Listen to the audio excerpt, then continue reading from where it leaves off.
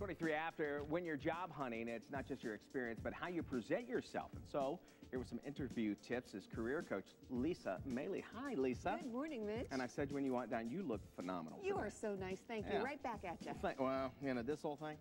Anyway, we're talking about interviews. And gosh, first, before I jump into exactly how to make a great interview, how important is the interview?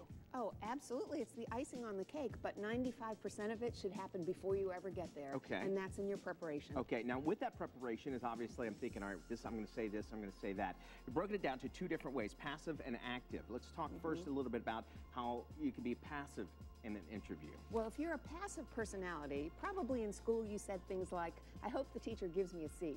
Because then they grow up and say, I hope he gives me the job. Okay. And we know in real life, rarely does anybody give you anything. You have to actively work hard for your goals. Alrighty. Now, let's say you are that type of person, and on the other side of that is an active person. How would an active person take on an interview? Well, the passive person simply answers the question without being mindful of the fact that you're there because you need to sell yourself to the company. You need to show you're a perfect fit.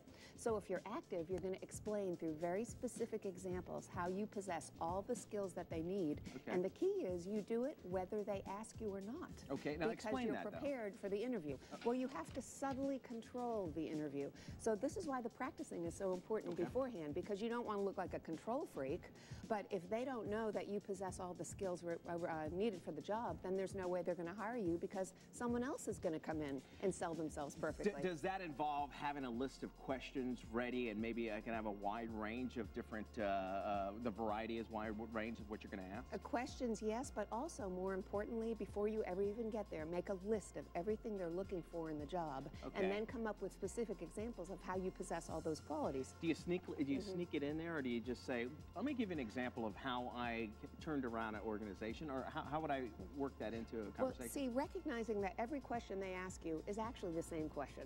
It's all, why should I hire you? That's the subtext. So you have to bring it back to that. For example, recently I was coaching a lady who wanted to work for the airlines, and we knew one of the first questions they would ask her is, why do you want to be a flight attendant? Sure. So she was prepared to say, well, my family lives all over the country, and I would want the flight benefits. I get to see them.